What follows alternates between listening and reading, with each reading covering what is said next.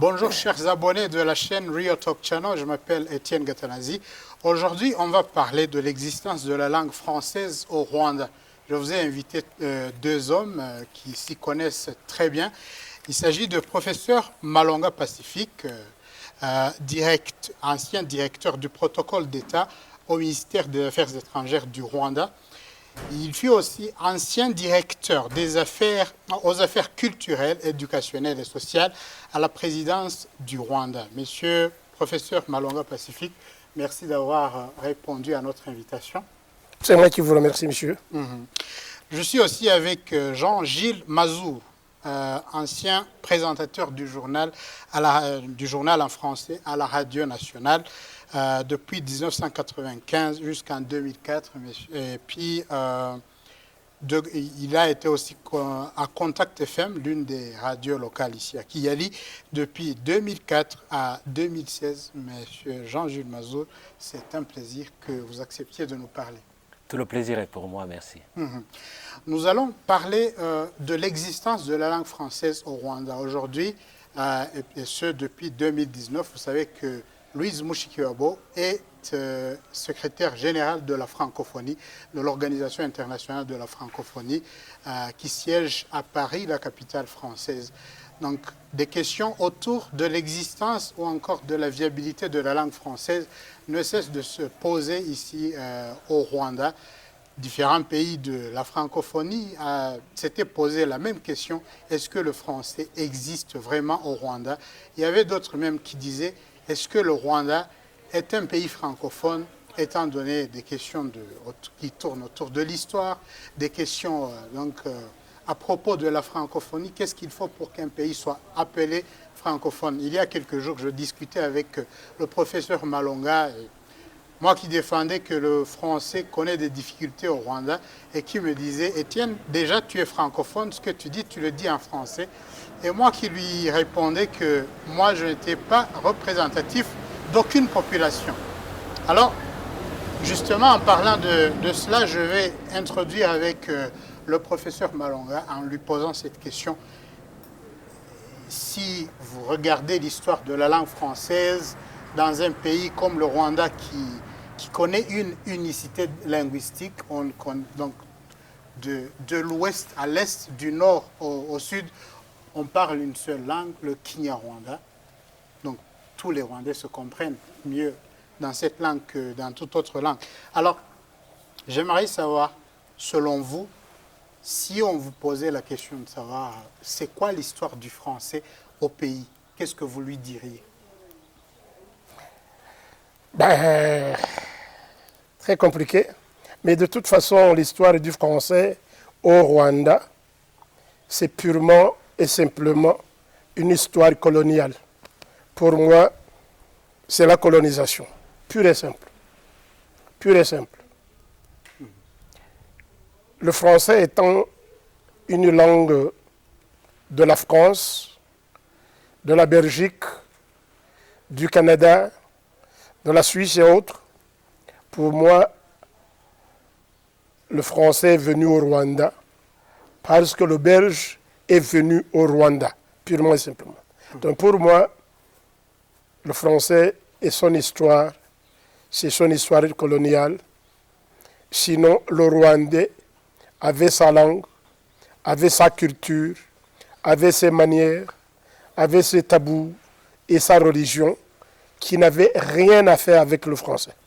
Un peu de mots, voilà comment je définirais le français. Mais si on veut le définir comme ça, on pourrait dire, un Malien aussi vous dirait que bon, il y avait l'histoire de leur royaume, donc ils avaient leur langue locale à eux, ou encore un Sénégalais vous dirait la même chose. Est-ce qu'on ne peut pas voir le français aujourd'hui comme un élément un élément diplomatique, social, culturel, surtout dans les pays francophones africains, au lieu de voir le français comme le propre des Français, des Belges, des Canadiens, du Québec ou de Montréal? Est-ce qu'il ne faut pas voir le français comme quelque chose qui appartient désormais à la francophonie? Entendons-nous bien. Le français peut être un dénominateur commun pour quelques pays africains en termes de communication. Parce qu'après tout, la langue, c'est pour la communication. Mais pour des pays, par exemple, comme ceux dont vous venez d'énumérer, il y a là où le français agit comme un catalyseur, agit comme un dénominateur commun pour faciliter la communication entre les peuples de ces pays. Parce qu'ils ont leur dialecte ou leur langue à eux, mais où les langues ne peuvent pas communiquer,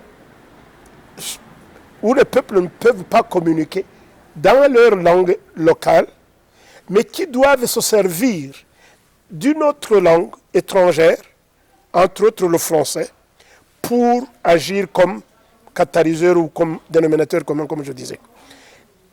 Prenons un cas très simple. Allons-y chez nos voisins. Il y a ceux qui parlent le lingala, le swahili, le bakongo. De la République démocratique du Congo. Voilà. Mais la meilleure façon, ou le moyen simple de communiquer entre eux, parce que ces langues ne sont pas connues de tout le monde, ils doivent se servir du français pour une simple et facile communication. Sur ce point, là, je n'ai aucun problème et chapeau. Mais d'autre part, il y a là où le français n'est pas nécessairement, je dirais peut-être tautologiquement, n'est pas nécessairement nécessaire. Qu'est-ce que ça veut dire? Ça veut dire que pour un Rwandais, qu'il soit du nord ou du sud, de l'est ou de l'ouest, peu importe où il est, ce qu'il fait, il a sa langue maternelle de tous les jours. À 100% rwandais, le Kinyarwanda n'a pas besoin d'une autre langue pour supporter la communication entre Rwandais. Non. J'ai d'ailleurs noté que aujourd'hui, le Rwanda a 4 langues officielles. Le premier est le Kinyarwanda qui est tout... Qui se parle partout. Qui est dans la nature même des Rwandais. Qui est l'identité culturelle rwandaise. Qui est la vraie personne rwandaise. C'est ça le Kinyarwanda. Mais on a adopté par ailleurs le français parce que le colon belge, en s'introduisant au Rwanda, n'avait pas d'autre moyen de communiquer. Il a introduit le français pour qu'il puisse faire sa besogne. Et après, pour ne pas aller dans les détails,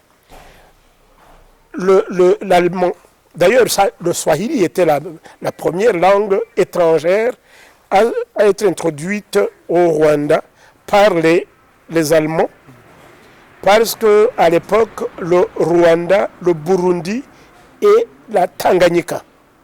Tanganyika, sous tutelle de Deutsch-Ost-Afrika, c'est-à-dire le Rwanda, le Burundi et Tanganyika, pas Tanzanie. Le Tanganyika, oui. Le Tanganyika. Là, alors, ils se sont servis du Swahili, qui a été d'ailleurs très menacé par les Belges et les missionnaires belges, pour que le Swahili ne pénètre pas dans la culture, parce qu'ils avaient besoin et ils avaient peur du vocabulaire du Swahili qui faisait référence à plusieurs mots d'arabe. Et pour eux, l'arabe voulait dire l'islam. Donc c'est toute une longue histoire. Et après, avec maintenant le FPR, l'arrivée du FPR et au Rwanda, beaucoup d'entre eux. Rappelons que le FPR, c'est le parti au pouvoir au Rwanda. L'anglais a vu, 1994, voilà, l'anglais a vu le jour très facilement, très facilement. Donc, c'est l'élément qui va constituer notre émission. On va en parler, l'arrivée du FPR. Mais restons un peu dans la politique du pays, la politique surtout dans le domaine de la colonisation. Non, Jean-Gilles Mazou. Attends, mon frère. Oui. Je disais que justement, je voulais vous montrer comment une autre langue, la langue anglaise, a vu le jour d'une façon foudroyante d'une façon très rapide, et l'anglais maintenant, pour faire du Rwanda, qui était rwandophone de nature, francophone de colonisation, et maintenant anglophone de diplomatie ou de relations extérieures. Est-ce que c'est cela ou encore c'est aussi à cause des raisons politiques donc le FPR qui était constitué à un grand pourcentage de personnes venues d'un autre pays anglophone. Donc ça, c'est un débat qui devra s'inclure dans celui-ci. Mais je vais d'abord poser cette question à Jean-Gilles Mazou. Avant d'aller plus loin, avant de revenir à 1994, est-ce qu'on pourrait dire que, donc selon vous, est-ce que la langue française au Rwanda, vous le voyez, est-ce que vous le voyez comme un élément colonisateur ou est-ce que c'est un avantage pour la vie sociale des Rwandais? C'est quoi pour vous? Bon, en fait, je ferai que répéter ce qu'il a dit. La langue a été ramenée par le colon. Il a voulu s'imposer, imposer sa culture, imposer la chrétienté, parce que le blanc avait trouvé déjà, le Rwandais connaissait Imana, le Rwanda avait son Dieu. Bon, et puis, pour ramener sa politique coloniale, il fallait qu'il impose son Dieu. Il est venu avec la soutane, le fusil et la langue. Ouais, il devait donc imposer la langue pour qu'il puisse asseoir son idéologie. Donc, qu'est-ce qu'on a perdu? Avec l'arrivée du français, bon, on parlera peut-être de l'anglais et du swahili après, mais qu'est-ce que le Rwandais a perdu, linguistiquement parlant, avec l'arrivée donc de ces langues internationales? Je dirais que c'est du 50-50. Il a perdu d'un côté, à travers l'unité qui soudait le peuple rwandais. Tout le monde parle la même langue jusqu'à aujourd'hui. Mais cette unité qui soudait le Rwandais, et bon, finalement, il est venu des évolués qui avaient appris le français, qui parlaient français. Alors ça a changé un peu parce que ça commençait à catégoriser, ça commençait à préparer la séparation des gens, des communautés. Il y en a qui sont instruits, qui ne sont pas instruits. La division, on peut aussi dire qu'elle a commencé par là, pour diviser le Rwandais, parce que le Rwandais était un et soudé au départ. Et finalement, ça commence à subdiviser ceux qui sont au-dessus, ceux qui sont au milieu, ceux qui sont en bas. La division commençait déjà à travers ça. Donc, à vous entendre... Et puis, le 50 d'Oguin, il a pu communiquer, et c'est comme ça que le Rwandais est entré dans la mondialisation. À vous entendre parler, vous venez d'évoquer l'un des éléments donc constructeurs de ce débat. Vous venez de parler de mondialisation comme un avantage. J'allais vous poser la question de savoir, est-ce que vraiment on pourrait dire que le français n'a constitué que des désavantages au Rwandais, parce que vous avez parlé presque de destruction de la souche sociale rwandaise. Socio-culturelle. Est-ce que selon vous, la langue française ou encore la langue anglaise ou le swahili n'ont constitué que donc, destruction? Est-ce qu'il n'y a pas d'avantage que le français a amené au Rwandais? Oui, bien sûr, c'est ce que j'allais dire. Il y a un apport, je te disais que c'était du 50-50. 50 de perte, 50 de gain. Et ça fait un 100%, ça s'appelle le français. Alors, le 50 de gain, je dirais que c'est une ouverture sur le monde. Le Rwandais qui pouvait parler français pouvait s'exprimer maintenant à la tribune des Nations Unies, par exemple. Parce qu'il n'allait pas parler Kinyarwanda, la traduction à New York, ça aurait été catastrophique. Il faut être chinois pour aller s'exprimer il faut avoir des milliards d'individus pour s'imposer. Ouais, donc, ça a constitué une ouverture sur le monde, laquelle ouverture a permis aux Rwandais quand même de gagner aussi, de s'intégrer dans la communauté internationale. Voilà. Ceci a toujours été une question à propos de l'unicité linguistique des Rwandais. Donc, de ceux-là qui se disent qu'être civilisé veut dire parler français ou parler anglais ou encore parler espagnol ou chinois. Alors, à propos du français, un jour je parlais à une Française et je lui ai dit, il y a des difficultés de langue française, donc d'expression, le français n'est pas si fréquent, n'est pas si courant au Rwanda. Et la Française qui me disait, mais Étienne, pourquoi vous voulez que les Rwandais commencent à parler français alors que vous avez l'avantage que vous tous parlez le Kinyarwanda?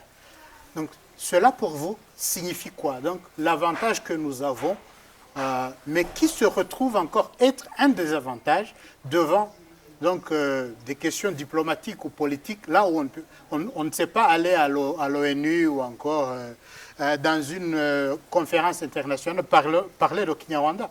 Donc la Française, est-ce qu'elle avait raison? Nous dire, vous, Rwandais, vous avez la chance que vous parlez une seule langue. Mais encore, moi qui lui présentais, donc qui lui disais qu'il y avait des difficultés, que donc, les gens n'étaient pas si ouverts à parler cette langue. C'est quoi ce désavantage et cet avantage, donc l'unicité linguistique face à ce désavantage de ne pas pouvoir parler couramment le français comme un jeune de Dakar au Sénégal pourrait parler couramment le français? Oui, elle avait raison. Non, elle n'avait pas raison. Donc, la réponse est oui et non. D'une part, elle avait raison parce que un Rwandais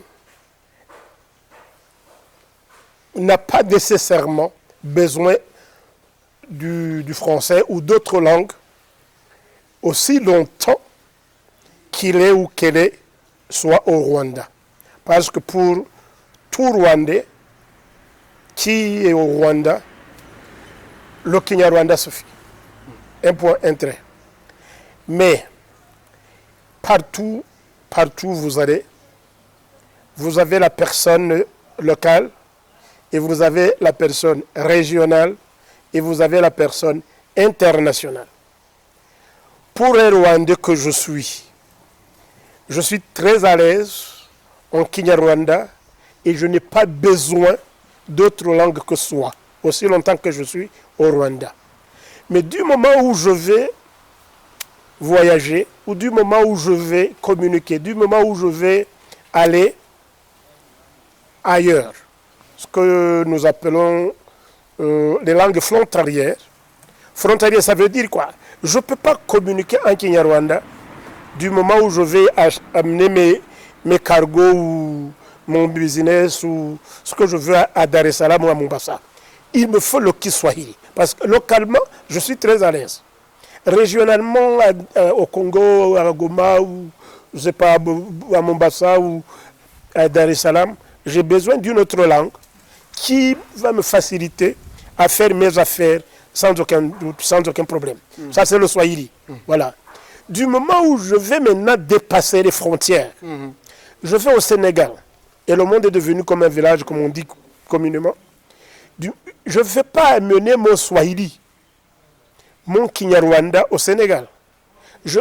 Et comme je ne peux pas aller au Sénégal avec le Kinyarwanda et le Swahili, j'ai besoin maintenant de cette langue, que j'adore d'ailleurs, le français, parce que non seulement au Sénégal, j'irai chez le français et chez le colon, l'ancien colon. Je vais parler au petit fils du colonisateur, que moi étant le petit-fils du colonisé, on peut échanger des propos.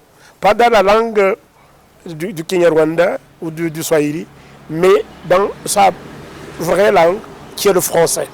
Et ainsi de suite. Il en aura et il en sera de même pour l'anglais. C'est-à-dire que vous parliez tout à l'heure du peuple chinois. Comme je sais que le chinois, dans son ensemble, n'est ni francophone, ni anglophone, ni swahiliphone, ni rwandophone, il faudra que je m'adapte à apprendre le chinois. La raison pour laquelle d'ailleurs aujourd'hui, dans quelques institutions rwandaises, les gens sont en train d'apprendre le swahili, le chinois, pour qu'ils puissent s'adapter et faire du business et faire de la civilisation chinoise tout en apprenant leur langue. Voilà ce que je dirais. La raison pour laquelle d'ailleurs, pour moi, que le français existe ou n'existe pas au Rwanda, là, ce n'est pas une affaire. C'est bel et bien le français est là. Il peut ne pas être présent. Il existe, oui, mais il n'est pas très présent au Rwanda ou bien au sein de la population rwandaise, parce que la population rwandaise dont je fais référence, c'est chez moi au village où on va au marché. Au Rwanda, au marché, le marché rwandais n'a pas besoin de français. Donc le français n'existe pas. Ben, il existe, mais il n'est pas présent. Au Rwanda, le français n'est pas présent à l'hôpital. Au Rwanda, le français n'est pas présent à l'église. Non. Ce qui veut dire aussi que, donc, ça me fait l'envie de vous poser cette question autour des professionnels rwandais. Vous êtes médecin, vous êtes pilote, vous êtes journaliste, mais souvent les gens, ils ont souvent dit que bon, les professionnels au Rwanda, ils peinent à utiliser d'autres langues parce que bon, il y a les gens qui disent que le Kinyarwanda en quelque sorte est un handicap pour certains francophones du pays. Parlons seulement du français parce que l'anglais c'est autre chose. Alors, ça veut dire quoi? Ce jour, donc cet élément-là qui fait que, bon, on parle seulement le Kinyarwanda, et puis c'est quelqu'un qui a fait ses études, il a fait la médecine, la personne a fait le journalisme, mais quand il s'agit de s'exprimer en français, ça devient un handicap, ça devient difficile, parce qu'on a l'habitude seulement de se parler en Kinyarwanda, on n'a pas besoin d'autres langues. C'est quoi ça? C'est un peu c'est un petit problème, mais que, effectivement, je le répète, c'est un petit problème. Tout médecin, tout pilote, j'étais l'autre jour... l'autre jour, on aura besoin d'aller travailler à l'hôpital international de Dakar, je ne sais pas. Écoutez, j'ai tendance de vous dire que tout ce qui est très professionnel et très pratique n'a pas nécessairement besoin d'une langue en termes de vocabulaire. Parce que tu sais... Non, en termes d'expression. D'expression, oui, mais quelle expression? Je connais je connais pas mal de familles dont le mari et la femme parlaient deux langues tout à fait différentes. Et pourtant, ils ont pu se marier, faire des enfants, faire grandir leurs enfants, éduquer leurs enfants, malgré leurs différences d'expression linguistique. Mais il y a d'autres moyens de se faire comprendre et de communiquer si, et seulement si, c'est nécessaire. Le médecin rwandais n'a pas besoin du français pour soigner un pauvre malade de n'importe où. Et je n'ai pas besoin de m'exprimer en français, même en France, même à Paris. Je n'ai pas tellement besoin de m'exprimer en français pour que je sois guéri ou je sois... il vous faut seulement des médicaments. Voilà, plus simplement. Oui. Il y a pas mal d'autres facteurs au-delà de la langue telle qu'elle se présente, au-delà du français. Et l'expression est très simple. Gilles, oui. On a souvent comparé les francophones du Rwanda et ceux des pays limitrophes, disons. Donc de la République démocratique du Congo, du Burundi, ou encore d'autres pays de la sous-région. Et souvent, on a eu tendance à dire que les francophones du Rwanda ne s'expriment pas assez bien comme on a l'habitude de voir des Congolais. Tout dépend de qui le dit et de quel côté il voit, de quel côté de la lunette dans laquelle il est. Vous avez déjà entendu parler de cela? Bon, personnellement, non. Bon, moi, je me dis que moi, l'intéressant, c'est pas l'accent que tu as dans ton expression. C'est le message que tu véhicules qui m'intéresse. L'accent, personne ne peut être 100% français parce qu'on n'est pas français. On est rwandais.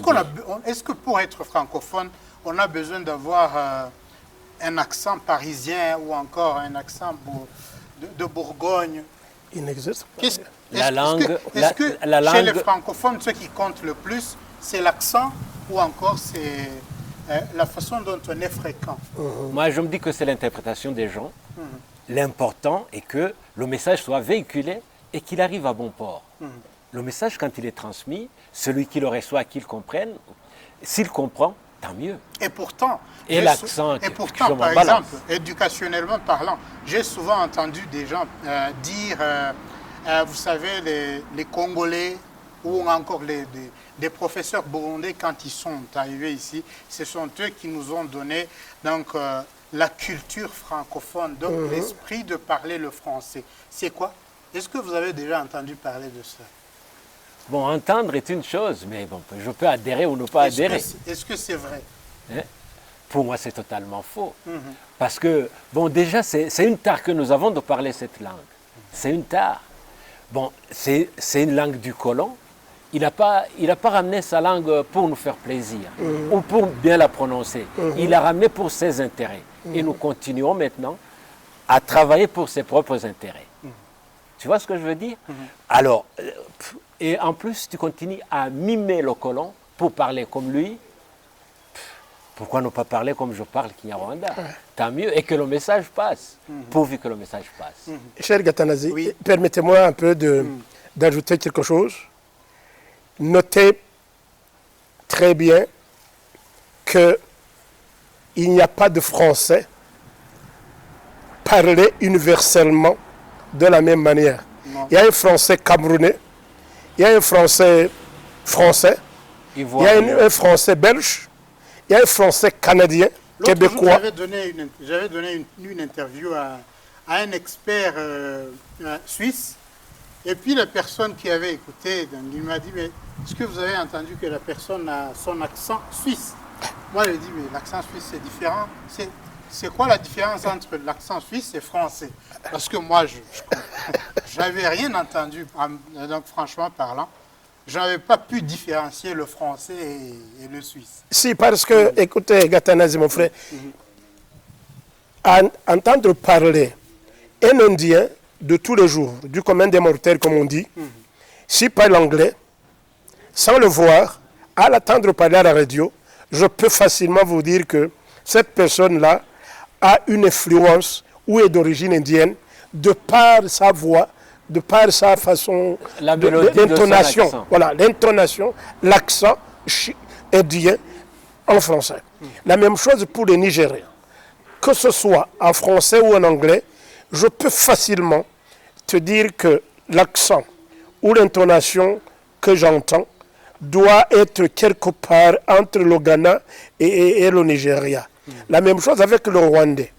Les gens qui connaissent très bien les Rwandais et qui connaissent bien la culture rwandaise pourraient éventuellement vous dire que le type qui est au sein des Nations Unies, qui est en train de parler, est rwandais parce qu'ils ont décodé quelque part l'expression rwandaise en son français. Voilà ce que je peux dire. Oui, on a souvent entendu notre confrère Boniface Moutamounzi. Oui. Il a souvent dit aux gens, celui-là est né rwandais de par son accent.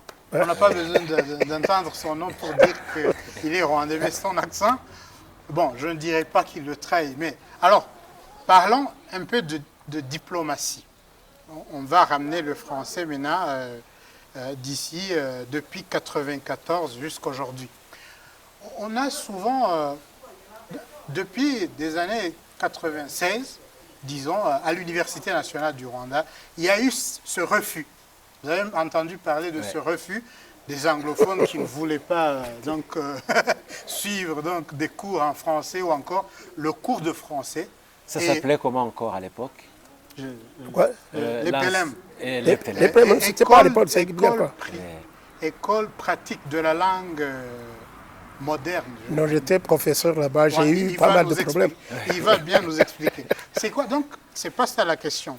Des anglophones, avec l'histoire du pays, 59, 73, des Rwandais qui se sont réfugiés et qui sont de retour maintenant après 94, après que le FPR donc, ait pris pouvoir à Kigali. Donc, c'est quoi cette diplomatie ou encore cette histoire, l'histoire du Rwanda, encore et encore ce refus des anglophones qui ne se voient pas devenir francophones à un certain moment? Vous avez entendu parler de cette histoire à Butare, l'ancienne université du Rwanda. Tout à fait. Ça veut dire quoi?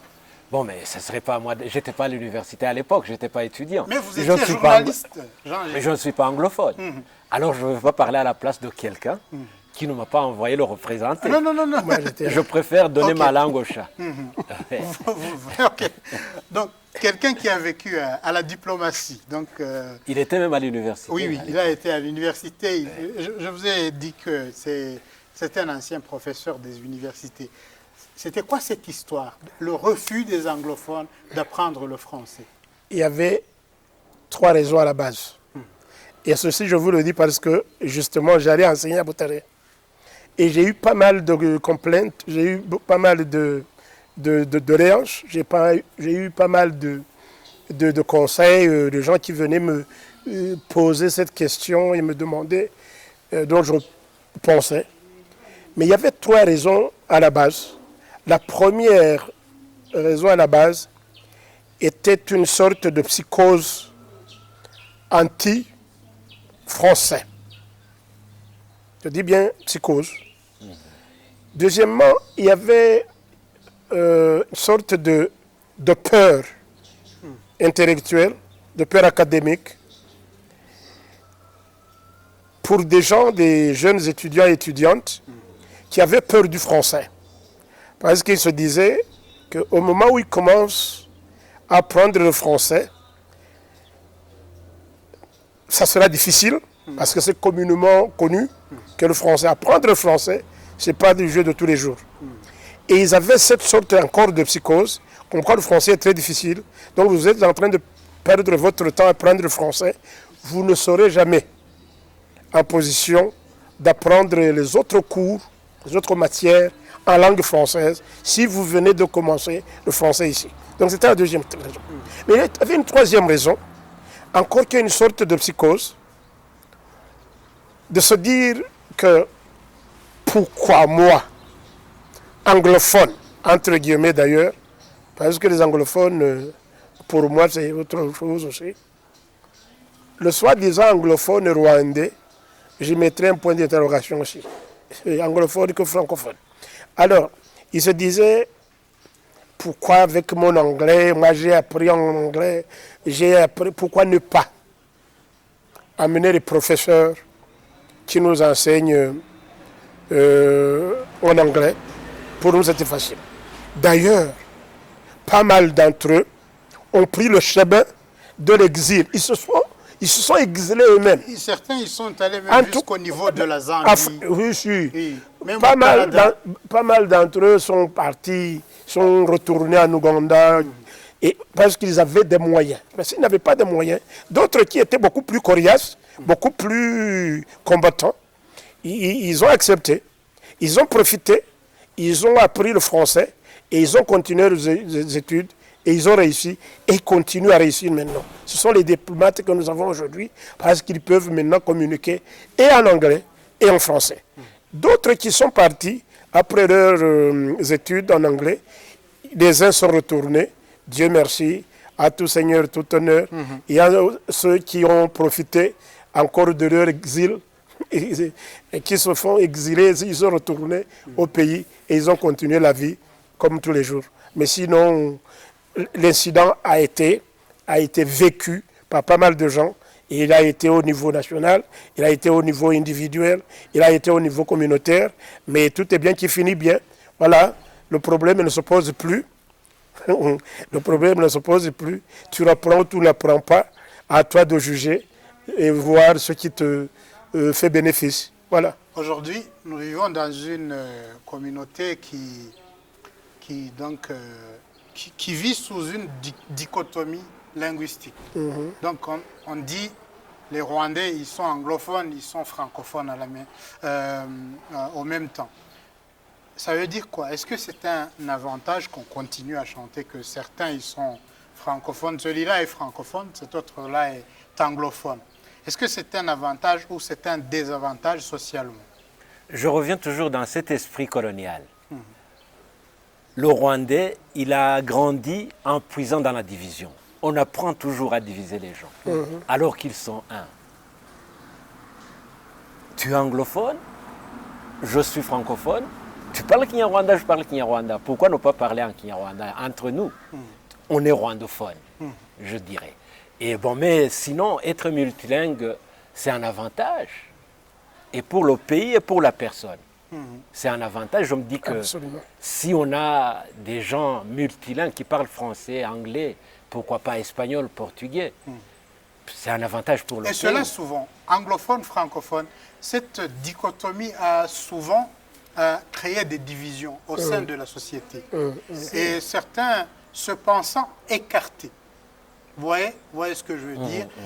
Donc cette tendance que, bon, la majorité est venue de l'Ouganda, donc avec la guerre 90-94, jusqu'à aujourd'hui, et que, bon, certaines places n'appartiennent qu'aux anglophones, que les francophones, donc, sont un peu écartés. Ça veut dire quoi au niveau de l'union qui doit constituer un pays? Là, ce que je vais donner, c'est un point de vue tout à fait personnel. Oui, oui. Bon, moi, je crois que j'ai assisté à ce genre de débat. Bon, donc, les gens, les anglophones, les francophones. C'est ce que je te disais, ce sont les réminiscences de cet esprit colonial. Soit l'un doit aller de ce côté, l'autre de ce côté. Non, non. C'est comme ça. Donc, ce sont des réminiscences. C'est ce qui reste de cet esprit colonial. Les gens, ils veulent toujours se mettre des frontières entre eux. Si on travaille pour un même but, pourquoi ne pas foncer vers le but? On est des joueurs de football, 11 joueurs de football, ou 2, vers le but, on cherche à marquer un but.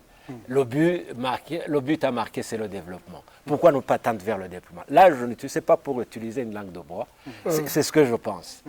Parce que, bon, si tu es anglophone, si tu es anglophone et que je sois francophone, et qu'on puisse communiquer. On a l'avantage d'avoir une langue qui nous unit. On peut communiquer, on peut échanger. Et puis je fais mon rapport en français, tu fais ton rapport en anglais, et basta. Ces divisions qui existent entre la société rwandaise, est-ce que c'est seulement au niveau de la langue ou encore c'est une façon de s'exprimer parce que ça veut dire autre chose? Tu as tout à fait raison, Gatanazi, mon cher.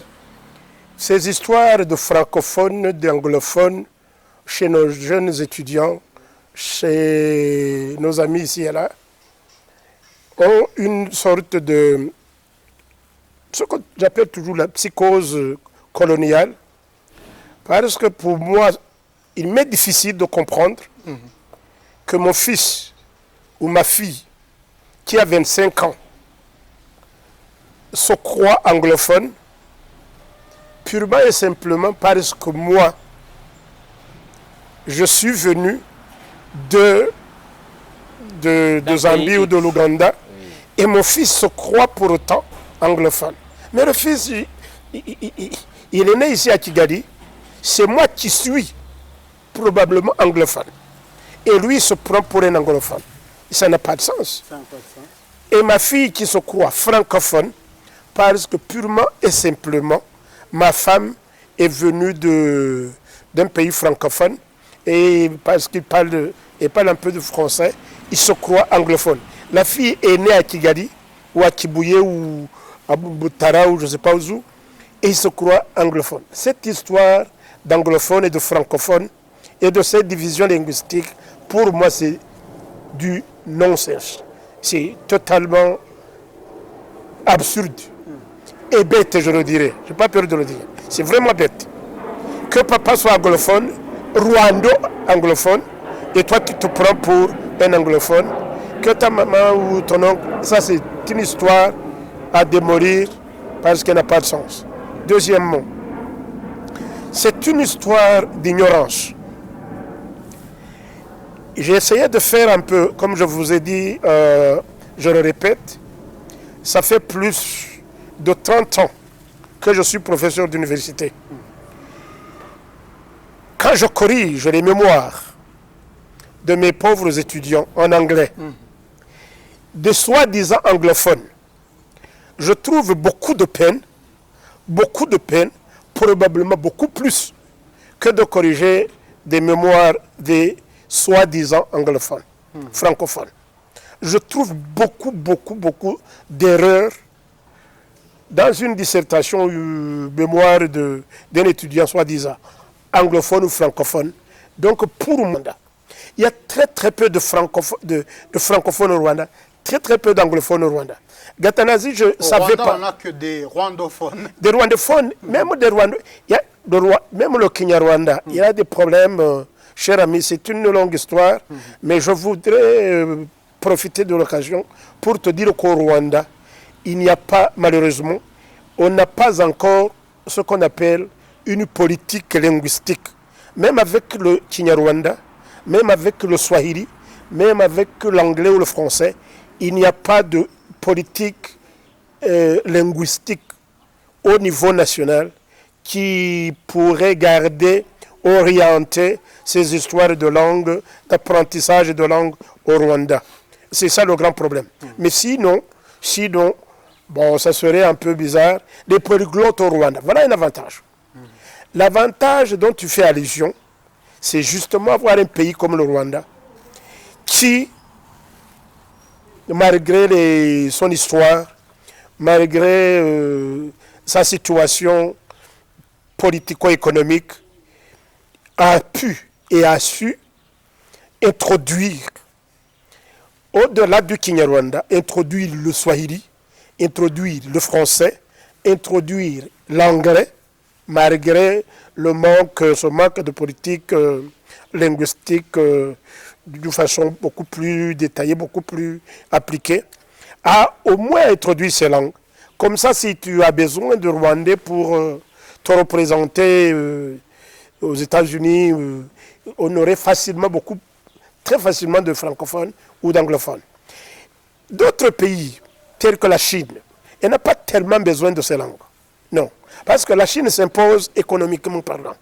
Politiquement, économiquement, le Chinois fait très peu d'efforts pour apprendre le Kinyarwanda. Il n'a peut-être pas nécessairement besoin de l'apprendre. Il envoie son argent. Je sais que pour la télévision internationale chinoise, section francophone, où certains Chinois peuvent s'exprimer en français. Oui, voilà, c'est un avantage. Mais d'autres viennent ici avec leur argent. Ils viennent ici avec leur pouvoir. Tu l'apprends ou tu n'apprends pas, ça c'est ton histoire. Okay. La même chose avec les Anglais. Bush n'a pas besoin d'apprendre le français. Mais en même temps, Macron n'a pas besoin d'apprendre l'allemand. Parce que quand il va en Allemagne, il y a les gens ils sont là pour traduire. Malheureusement, le pauvre Rwandais qui va aux États-Unis, si tu fais l'erreur, une gaffe de te présenter au podium et tu commences à parler Kinyarwanda, purement et simplement, tu auras... Tu vas voir des gens sortir. Non, même pas sortir. tu ne serais... Personne n'est bête de ne pas comprendre ce truc. Mais ce qui est bon, c'est que avec le pouvoir économique, avec le pouvoir politique, ta langue peut facilement s'imposer n'importe où et n'importe quand. Jean-Gilles, journaliste, oui, mais vous ne vous êtes pas retrouvé plusieurs fois peut-être dans le monde diplomatique. Mais du moins, depuis 90, vous avez suivi donc, la guerre du FPR. Donc, il y avait la première attaque du 1er octobre 90 et l'inquiétude de la France qui disait, bon, ce pays qui longtemps était francophone, maintenant qui est envahi par un autre pays anglophone. Donc c'est ce qu'on disait. Ce n'était pas des Rwandais, c'était plutôt l'Ouganda qui avait envahi le Rwanda. Donc cela veut dire quoi? Avoir donc, la langue française qui commence à petit se voir attaquée par une autre langue internationale aussi. Donc les Français s'étaient inquiétés. Quand vous avez entendu parler de cette inquiétude de la France, qu'est-ce que vous avez pensé? Bon, moi, j'ai pensé ce que je pense jusqu'à aujourd'hui. C'est du néocolonialisme pur et dur. C'est une force d'influence. Introduire une langue, c'est vouloir s'imposer. C'est vouloir ramener son idéologie. C'est vouloir accaparer les idées et la façon de penser des populations. Donc, dire que l'anglais et le français, ce sont, avec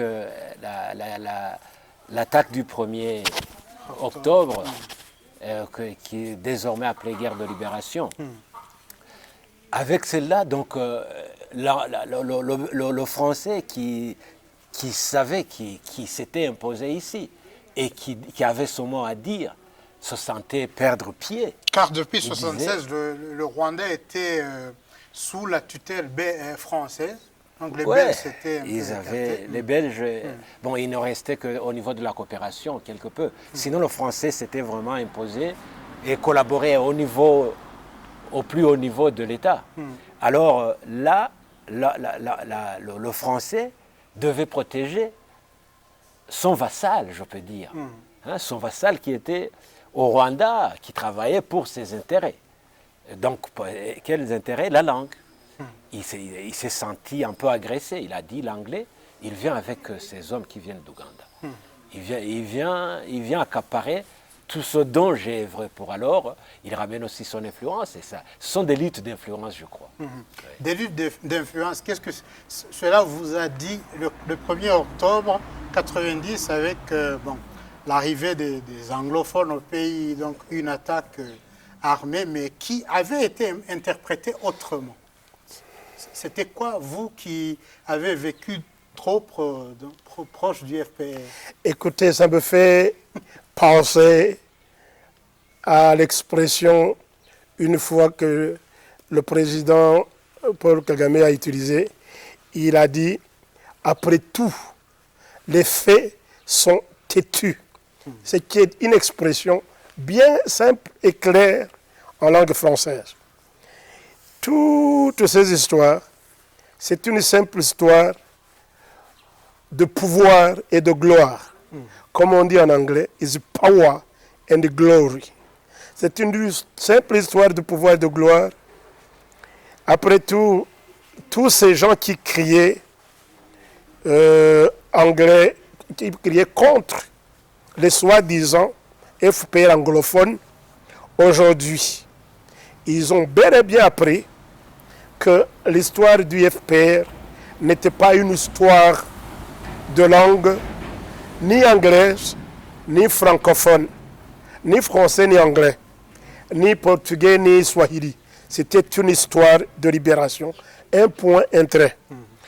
Ces gens-là, aujourd'hui, qui me disaient que tel ne peut pas venir, je comprends, je me rappelle très bien des gens tels que l'ancien président de cette république, qui peinait à peine, non, président Bizimungu, qui faisait beaucoup d'efforts à parler anglais, parce que finalement, il ne fallait pas s'associer aux Français pour peur de ne pas être mal compris ou pour peur de ne pas continuer à applaudir le colonisateur linguistique, le colonisateur économique en utilisant sa langue.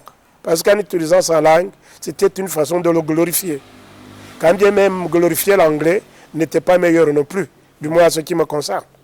Mais il faisait de l'effort pour parler anglais. Et d'ailleurs, je me rappelle bien d'un journaliste français qui s'est moqué de lui. Il dit le pauvre président qui parle un anglais approximatif alors qu'il maîtrise bien la langue de Molière. Il se moquait bel et bien du président Bizimungu. Tandis que les autres, tels que le président Paul Kagame, n'a jamais essayé, jamais. Il n'a jamais essayé de convaincre les gens, ni en utilisant le français, ni en utilisant l'anglais. Mais comme l'anglais vient encore beaucoup plus facilement par rapport à l'anglais, par rapport au français, il utilise purement et simplement l'anglais. Même en France. Parce qu'il est purement anglophone. Parce qu'il est purement rwandophone. Et parce qu'il est purement Kagame, purement et simplement. Il n'est ni purement anglophone, ni purement francophone, mais il est purement Kagame. Mais à la tribune des Nations Unies, il n'a pas besoin d'être rwandophone, il doit parler anglais. Non, dans la tribune des Nations Unies, il a besoin d'être président Paul Kagame, président rwandais. Mais qui s'exprime dans quelle langue? Oh, écoute, la langue, c'est quoi? Comme je disais, il y aurait un interprète. Voilà, tout à fait. Ça serait quelle Mazour, langue? voilà. Oui. Voilà ce que tu disais tout à l'heure. Qu'est-ce que c'est qu'une langue, pour commencer? Une langue, c'est le message qui vient de moi, le sender, de quelqu'un qui l'envoie et de celui qui reçoit. En anglais, ça va beaucoup plus facilement. Peut-être parce que je comprends anglais. Des sender, quelqu'un qui envoie le message, des sender ou l'envoyeur envoie le message. Et le message est interprété par la receiver ou le receveur. Oui. Donc, du moment où tu es receveur d'un message ou d'une autre, là, tant mieux. Voilà. C'est tout. Maintenant, tu as besoin de qui est l'envoyeur. C'est-à-dire que quand le président Paul Kagame ou n'importe quel président va aux États-Unis ou va aux Nations Unies, la première réaction, ce n'est pas la langue qu'il va utiliser, c'est sa personnalité. Parce que moi, ma langue peut être beaucoup plus francophone et beaucoup plus anglophone que tel ou tel autre président. Je regrette et Dieu merci, je suis libre de dire ce que je conçois. Ce n'est pas mon français, ce n'est pas mon anglais qui va me permettre de parler à la tribune des Nations Unies. C'est plutôt ma personnalité et c'est plutôt mon pays. Parce que quand le président Paul Kagame va là, il va comme président Paul Kagame, président du Rwanda, qui représente son pays. Et même, notez bien que c'est pas, mais s'il peut aller avec Pacifique pour interpréter en anglais, c'est très simple. Il va parler en Kinyarwanda, je vais interpréter en anglais. Sauf que le Kinyarwanda n'est pas de ces langues conventionnellement acceptées aux Nations Unies, parce que les langues acceptées conventionnellement aux Nations Unies, c'est le chinois, l'anglais, le français, le portugais, l'espagnol, voilà. Mais sinon, l'histoire de communication n'a rien à faire avec la personnalité d'un individu. Sauf qu'on dit, comme on dit en français, tout ce qui se conçoit bien s'énonce clairement et les mots pour le dire viennent aisément. Alors, une personne à caractère politique, à caractère de pouvoir et de gloire, il aura son expression facile et dans n'importe quelle langue qui sera transmise dans d'autres langues à voir son receveur ou leur receveur. Jean-Gilles.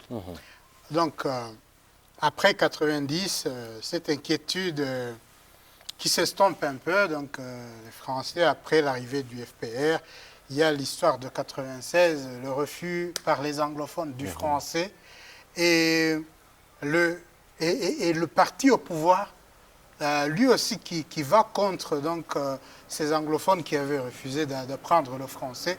Donc les gens qui disent, ils sont arrivés, ils sont anglophones, mais ils soutiennent quand même que le système éducatif reste francophone. Mais après, en 2006, avec l'émission des mandats d'arrêt contre certaines personnalités du FPR, certaines les 9 militaires, personnalités. donc les militaires du FPR, ils étaient au nombre de 9, si je ne 9, m'abuse. ouais. Le lendemain, donc, il y a une colère politique, c'est ce que certains disent, et le français est remplacé par l'anglais. Qu'est-ce que vous étiez encore journaliste, à ce que je vois. Vous êtes je le suis, c'est comme les journalistes, tu le sais bien, c'est comme les ambassadeurs. Oui, aujourd'hui vous êtes journaliste en retraite. Non, pas à la retraite. Ok. Non. Ok, ça va. Freelance. Qu'est-ce que cela vous a... Oh, freelance, ok. Qu'est-ce que cela vous a dit, le fait de voir ce changement de langue d'instruction au pays, comme donc, dans un claquement de doigts, tout a changé? Il faut que je sois honnête avec toi. Moi, il y a une chose qui m'a bousculé dans ma façon de voir et de penser, d'interpréter. C'est la brutalité avec laquelle ça s'est fait. C'est un processus qui devait au moins prendre 10 ans et il n'a même pas pris 10 minutes. Trac, anglais, français, français, anglais. Parce qu'il fallait que la procédure commence par l'école, au niveau du primaire, de la maternelle, et que ça progresse jusqu'au secondaire, jusqu'à l'université. Et pourtant, la décision est brutalement tombée sur les gens, je dirais. Même au niveau de l'administration, c'était difficile. C'est tombé sur les têtes des gens, paf. Ça a été très brutal. C'est un processus qui aurait dû durer une dizaine d'années, mais qui est tombé sur les têtes des gens en un coup. Voilà ce que je pense. Donc cela veut dire quoi? Vous avez vécu dans le monde diplomatique, mais à un certain moment, est-ce que d'abord, vous acceptez que cela était une colère politique qui avait conduit à ce que, une langue d'instruction soit changée comme ça Du jour au lendemain. Du jour au lendemain. Pour moi, d'abord, tout est bien qui finit bien.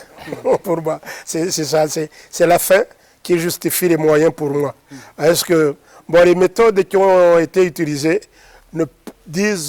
pour moi, ne sont pas nécessairement les meilleures, pour moi, comme disait Jean-Jules, mais finalement, ça aboutit. Et l'anglais est devenu tout d'un coup une langue utilisée dans des écoles. Et maintenant, il paraît que toutes les écoles maintenant, la langue anglaise s'y pratique très facilement. Pourquoi? Parce que pour moi, la langue anglaise est beaucoup plus facile à enseigner, à utiliser une fois qu'elle soit une langue étrangère. C'est-à-dire que pour moi, d'après l'alphabet, d'après la structure bantou de la langue Kinyarwanda, qui est une langue purement bantou, on apprend beaucoup plus facilement les autres langues bantoues que des langues étrangères. Mais quand on apprend encore des langues étrangères, si on est d'expression francophone, il est beaucoup plus facile d'apprendre l'espagnol, parce que justement l'espagnol ou le portugais a des ressemblances linguistiques avec le français que l'anglais. Mais l'anglais aussi... Ce sont des langues romanes. Voilà. Et l'anglais aussi, un bon anglophone, apprendre l'anglais, c'est très facile. Je te fais une petite blague. Si vous étiez parmi les décideurs, ouais. Est-ce que vous auriez préféré cette brusquerie qu'a connue donc la langue d'instruction, donc le changement qui a existé au sein de la langue d'instruction, comme Jean-Gilles le disait. Donc, du jour au lendemain, on est venu dire, bon, c'est fini. On a vu même des pancartes dans une manifestation, des gens qui disaient « à bas le français ». Donc, ce n'était pas à bas la France parce que, bon, on avait affaire à la France. On n'avait pas affaire aux Français. Mais il y avait des gens qui disaient, mais on a même assez du français. C'est quoi? Si vous étiez décideur, qu'est-ce que vous auriez fait? J'aurais fait ce que les décideurs ont fait. C'est-à-dire que, bon, du moment où ça donne des fruits, peu importe les moyens dont vous avez utilisés, pourvu que ça ne soit pas des mesures draconiennes ou de méchanceté. Mais les moyens, mine de rien, à un moment donné, j'ai fait moi, je suis un soldat. J'ai un sens de militarisme dans ma façon de faire. Si tu peux appliquer telle ou telle autre mesure, pourvu que tu arrives à ton objectif, sans tuer. Est-ce qu'on ne pourrait pas dire que ça, c'est un peu différent? Donc, quelque chose qui se passe au niveau de la tête de l'enfant qui doit aller à l'école. Donc, ou encore, essayer de mettre une différence quand même entre l'art militaire et donc le changement d'une langue d'instruction. Laisse-moi te faire une petite blague. Parce que naturellement, j'aime blaguer. Si les gens qui ont imposé cette méthodologie d'apprentissage de la langue avaient un sens militaire dans leur façon de vivre, dans leur façon de faire, ils ont appris purement et simplement, ils ont appris aux enfants à être des petits militaires en apprenant la langue, entre guillemets, du militaire. Mais heureusement, il n'y a rien de militaire là-dedans. C'est une question, une façon de, comme je disais tout à l'heure, de pouvoir et de gloire. Si la gloire vient de Pacifique, les gens vont apprendre à la Pacifique. Si les gens viennent de chez Mazuru, les gens vont apprendre à la Mazuru. Si c'est de Katanazi. Mais donc, la façon dont ça a été, donc la façon dont la décision ça a donné des fruits. Aujourd'hui, on est en train de vivre les conséquences, n'est-ce pas? N'est-ce pas, Jean-Gilles? On est en train de vivre les conséquences parce qu'aujourd'hui, certains même disent on n'a ni anglophone ni francophone au pays. Donc, il y a donc, nos enseignants qui peinent à dispenser des cours en anglais parce que c'est à peine 10 ans qu'ils ont commencé à apprendre l'anglais. C'est quoi? Bon, moi j'ai des enfants qui étaient à l'école en 2006, à l'époque où ce changement est intervenu. Bon, j'ai des neveux, j'ai beaucoup de voisins, des gens de la famille et des gens de l'extérieur de la famille. Mais moi, ce que j'ai constaté, c'est que c'est maintenant que l'on remarque qu'il y a eu une certaine brusquerie, justement. Parce que avec eux, maintenant, le professeur Malonga en parlait tantôt, il a dit, il a fort à faire avec la correction des mémoires de cette jeune génération qui monte. Ce sont eux maintenant qui finissent les universités, qui sont en train de terminer leur université. Parce qu'ils ont appris jusqu'en 3e, 4e année primaire, ils ont appris en français, en Kinyarwanda, et bon, ils ont complètement migré vers l'anglais en 4e. Ils maîtrisent ni l'anglais, ni le français, et maintenant, il ne te dira pas qu'il est anglophone, qu'il est francophone. Il est là, il ne maîtrise aucune. Il est au milieu de quelque chose. Oui, il est au milieu du guet. Ouais, il ne parvient pas à passer. Pour moi, le problème n'est pas... Veuillez un peu parler aussi des conséquences qu'on a eues. Oui, ça, il y en a, ils sont nombreux. Mais la première réaction pour moi, et ce qui me fait mal, ce n'est pas parce qu'ils ne parlent pas très bien ou ils ne maîtrisent pas anglais ou qu'ils ne maîtrisent pas français. C'est parce qu'ils ne maîtrisent pas le Kinyarwanda. C'est ça qui me fait peur. Parce que finalement, avec le Kinyarwanda, l'anglais, le français, le swahili... Mais après tout, le Kinyarwanda, si on a... Bon, là, je ne sais pas si on est à la même longueur d'onde. Est-ce qu'à l'école, on a besoin des enfants qui apprennent en Kinyarwanda? Donc, déjà, le système éducatif veut que donc, tout se passe en anglais. Donc, le Kinyarwanda, ça serait à la maison, ça serait donc socialement parlant. Mais du point de vue éducationnel, on a d'abord besoin de ces langues internationales. Gatanazi, je peux t'assurer, avec toute la confidence du monde, que le Rwanda actuel, au niveau académique, au niveau pédagogique, le Rwanda fait partie des meilleurs pays anglophones. Je dis bien anglophones. Ça, tu n'as qu'à vérifier. Le Rwanda, l'éducation, le système éducationnel du Rwanda, aujourd'hui, est positivement évalué en termes de langue, de la langue. Il paraît, et il est dit, que le Rwanda vient parmi les pays les plus francophones, les plus anglophones de cette région et ailleurs. Ça, je te rassure. Absolument. Absolument. Ça, c'est vrai. Tu n'as qu'à aller faire des recherches et demander ici et là. Le Rwanda, au niveau, a jugé seulement l'anglais. Le Rwanda est parmi les plus performants. Ça, c'est certain. Mais les difficultés, il y a pas, je ne vais pas discuter sur ce point, mais les difficultés qu'ont connues donc, nos enseignants ou encore nos élèves, nos étudiants, je veux que vous en parliez aussi parce qu'il y a eu des conséquences. Aujourd'hui, on est en train de les vivre aussi. Encore une fois, c'est beaucoup plus compliqué que nous sommes en train de l'aborder. Nous sommes en train de l'aborder sur un point de vue, mais pas sur un autre.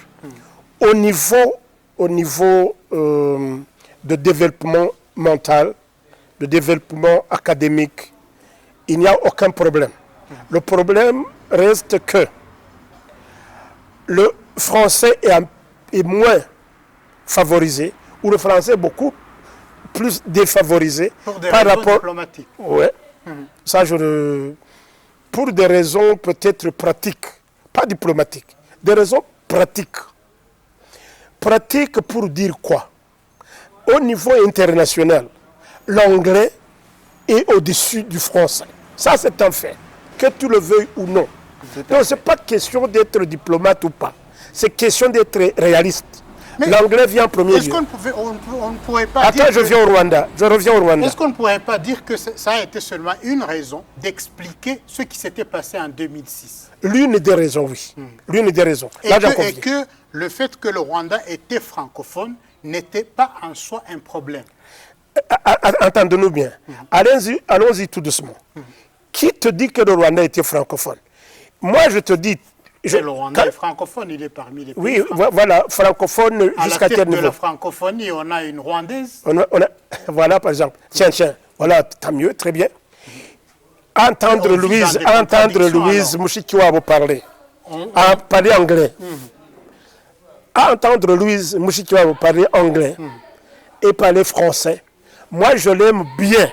Quand elle parle anglais, moi qui suis bilingue, ou polyglotte si vous voulez, je l'aime bien. J'aime bien son anglais que son français, à l'entendre parler.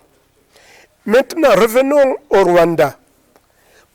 Non seulement l'anglais, en termes diplomatiques, politiques, commerciaux, l'anglais vient en premier lieu au niveau mondial que le français. Et deux, au Rwanda, voilà la région. Nos voisins du Nord, l'Ouganda, on a beaucoup plus de chances de faire le business en anglais qu'en français. Allons-y en Tanzanie, allons-y du côté de la Tanzanie. La même chose, le français et l'anglais. Sans oublier que les deux autres pays limitrophes du Rwanda sont francophones. Entre autres, et qu'ils représentent un grand intérêt économique pour le Rwanda. Parce que pour moi, le Congo, DR Congo, pour moi, je n'ai pas besoin. Le Rwandais n'a besoin ni du français, ni de l'anglais. Il a besoin du Swahili. Mais la plupart des... Pour le Burundais, à part des raisons politiques, le Burundais, c'est le Rwandais. Le Kirundi... Jean-Gilles, est-ce qu'il faut beaucoup de statistiques pour dire que nombreux sont les Congolais qui parlent français? C'est ce qu'il avait dit. C'est une langue qui unificateur. Ils ont 400 dialectes. Alors, le français, pas carrément, ça unit tous les ex-Zaïrois. C'est un petit remède. C'est un petit remède. C'est une pilule. Alors, Jean-Gilles, oui. Le français face à la diplomatie. Revenons jusqu'en 2018. La campagne pour être à la tête de la francophonie commence. Donc, nous avons Louise Mushikiwabo qui va dans tous les pays. On voit le président Paul Kagame qui se démène pour que les pays francophones puissent voter pour Mushikiwabo. Mais à la fin, en octobre, quand c'est confirmé qu'elle a été votée, donc qu'elle avait le soutien de la France, on voit le ministère de l'Éducation ici qui dit que l'éducation de base, donc de l'école maternelle jusqu'en 3e maternelle, tout va commencer en français. Moi, je me dis que tu... Ça voulait dire quoi? Non, tu m'engages sur une pente glissante que je ne veux pas accepter. Parce que la décision n'est pas prise, parce que Louise est au secrétariat général. Est-ce que pour vous, c'est une pure coïncidence? Permettez-moi, Gatanazi, s'il te plaît. Non, juste une expression.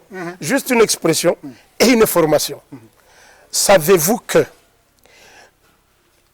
Louise Mushikiwabo, qui est présentement à la tête de la francophonie, pourrait, d'un moment à l'autre, être à la tête de l'anglo, comment on appelle, pas l'anglophonie, mais du Commonwealth. Mais restons au niveau du français quand même. Oui, c'est ça. Mais ne soyez pas surpris. Ne soyez pas surpris si demain on choisit un Rwandais à la tête du Commonwealth. Et c'est la même Louise qui devient. Des choses en italien. Voilà. Parce qu'on avait quelqu'un à la célébration je crois, des 15 ans de libération, donc il avait comme chef de la diplomatie interprété quelqu'un qui parlait donc l'italien.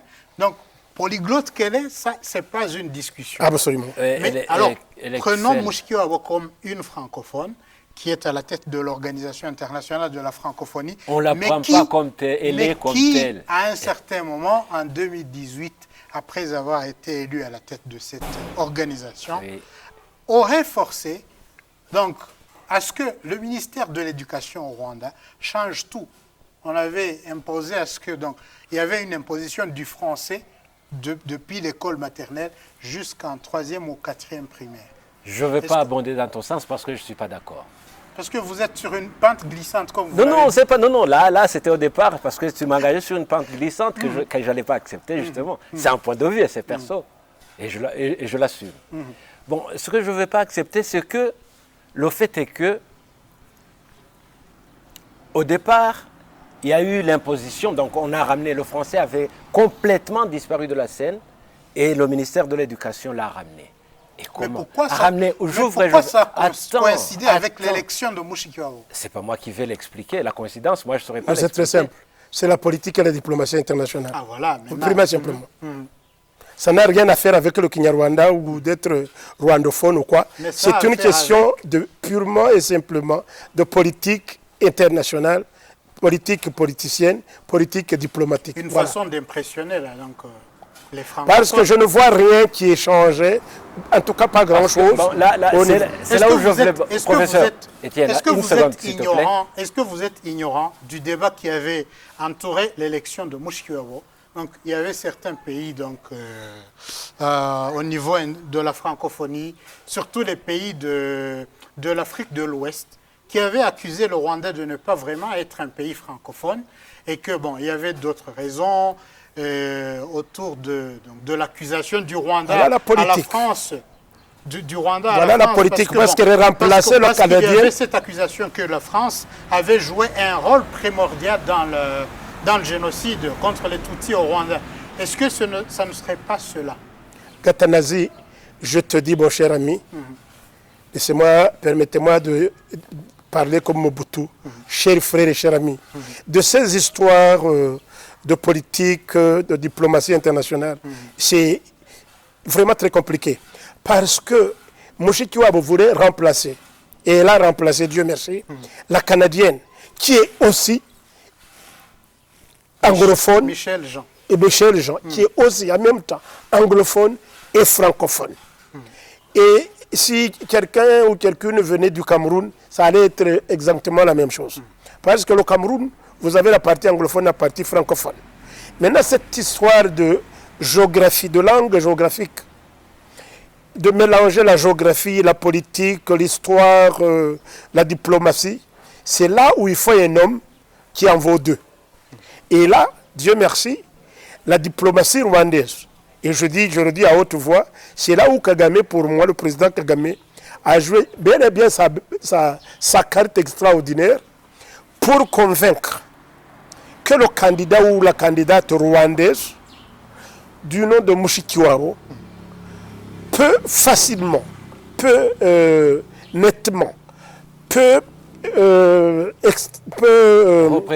représenter, être à la tête de la francophonie, tout en étant rwandaise et tout en étant, comme je disais tout à l'heure, rien ne dit qu'elle est beaucoup plus francophone qu'anglophone. Du moins, à l'entendre parler, moi qui suis malonga, du français, anglais, swahiliphone, il y a des gens, je peux t'assurer, qu'il y a des gens, du moment où je quitte ce podium, il y a des gens qui vont m'offrir une bière parce qu'ils s'imaginent mal comment je peux m'exprimer en français.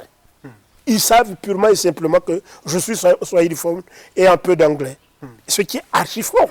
Donc, cette histoire de diplomatie internationale, de politique internationale et d'individus, il y a le caractère, la personnalité de Mushikiwabo qui a joué dans cette histoire de campagne sa personnalité, le lobbying politique. Mais sans oublier que la France, c'était en mai 2018, ouvertement, la France, à travers son président, M. Macron, avait ouvertement défendu, soutenu Louise Mushikiwabo.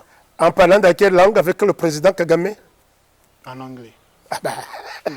Alors, c'est très intéressant. Voilà, le fait que le président Macron parle à son homologue rwandais en anglais pour chercher un candidat pour le candidat ou la candidate pour être à la tête de la francophonie. En soi, pour moi, pacifique que je suis, pour moi, c'est une blague, la meilleure des blagues ou la meilleure des expressions. C'est là où la politique et la diplomatie, pour moi, Ce n'est pas n'importe qui. Nous sommes presque à Et la Dieu fin merci, tout est bien qui finit bien, encore une fois. à la fin de ce débat, mais j'aimerais poser cette question à M. Jean-Gilles. Est-ce que si vous aviez à donner conseil, les gens ils vont suivre cette émission, si vous aviez à donner votre conseil donc, au gouvernement, au ministère de l'Éducation, vous lui demanderiez que le français ait quelle place dans le monde de l'éducation ou encore socialement aussi. Parce aujourd'hui, on peut rencontrer des gens qui parlent l'anglais très couramment comme ça, mais aujourd'hui, on dit que c'est difficile d'avoir des francophones qui discutent comme ça. Et pourtant, on est là à 3. Toi, moi et le professeur Malonga. J'ai dû me déplacer de Kigali jusque dans l'ouest de la capitale. Allez, bon. Qu'est-ce que vous diriez au ministère de l'Éducation? Parce que, quel après intérêt, tout, je dirais qu'on a besoin... Quel intérêt aurais-je à ce que le français s'impose? J'en ai aucun. Je le parle, c'est déjà un acquis pour moi. Bon, donc, c'est à la politique, c'est aux décideurs politiques et d'imposer, de mettre en place une politique linguistique nationale qui soit en faveur des enfants du Rwanda. Voilà. Est-ce qu'on a besoin que le français se renforce au pays, malgré qu'on a qu'est-ce que je dirais malgré qu'on a cet avantage d'unicité linguistique? Ça, c'est une question, franchement parlant, culturellement rwandais. J'allais applaudir pour toi et je le fais, parce que je le sens. Voilà la question qu'il fallait et qu'il faut que je réponde. La première chose que je dirais au ministère, où je donnerai conseil, c'est de renforcer le Kinyarwanda en tant que culture. Parce qu'une personne, c'est sa culture. Développer un Rwandais, voilà. Deuxièmement, je dirais continuer, allez-y avec l'anglais comme à la deuxième place s'il fallait classifier. Sauf que je ne classifierai pas. Mais s'il faut classifier, je classifierai encore l'anglais à la deuxième position parce que c'est une langue non seulement internationalement plus grande que le français et régionalement plus grande que le français. Et je garderai, j'amènerai le Swahili à la troisième place parce que du moins, pour moi, le Swahili viendrait aider des compagnons du Congo, de la Tanzanie, du Kenya et le français à la quatrième place. Et le français à la quatrième place, parce qu'il me faudrait au moins que je me déplace vers le Cameroun, vers l'Algérie ou vers la France un jour. Et pourtant, Louise Mushikiwabo, récemment, quand elle parlait à TV5 Monde, dans une émission, l'invité, elle avait souligné l'importance que le français doit avoir au Rwanda. Est-ce que elle est à mi-mandat à la francophonie. Ouais. Si vous aviez à demander à Mushikiwabo aussi, vraiment, on a besoin d'un plan francophone, du français. Qu'est-ce que la francophonie a besoin de faire au Rwanda tant que nous avons cet avantage d'avoir une Rwandaise à la tête de cette organisation? Ah tiens, je te renvoie chez Madame Louise. C'est elle qui est au-dessus des intérêts de la francophonie. Et il faudra que ça ramène des fonds. Et que ces fonds, ceux qui vont s'accompagner par l'apprentissage, ils vont être disséminés dans les écoles et l'enfant rwandais apprendra le français. Point à la ligne. Si j'avais la chance de le rencontrer, je lui poserais exactement la même question. Madame, qu'est-ce que vous avez fait du français? Qu'est-ce que vous avez fait du français au Rwanda? C'est tout. Et je me réjouirai de sa réponse. Est-ce que vous pensez qu'elle vous répondrait qu'elle a déjà fait quelque chose? Et te répondrait pour le français au Rwanda? Bien sûr que oui. Mais écoutez, c'est une personne...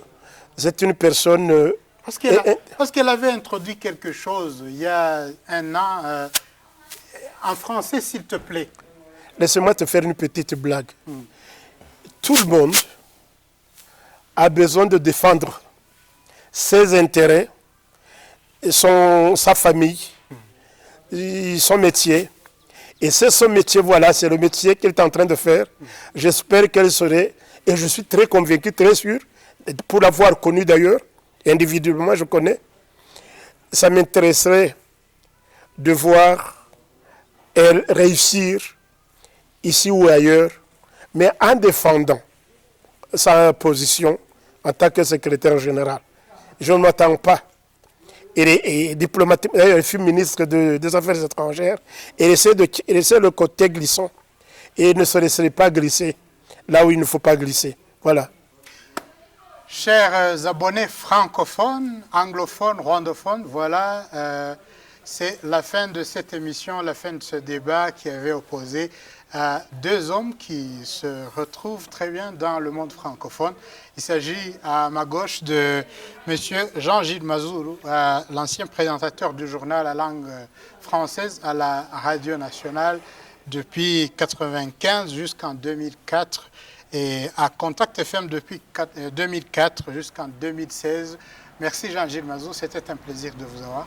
Merci Étienne, merci de m'avoir reçu.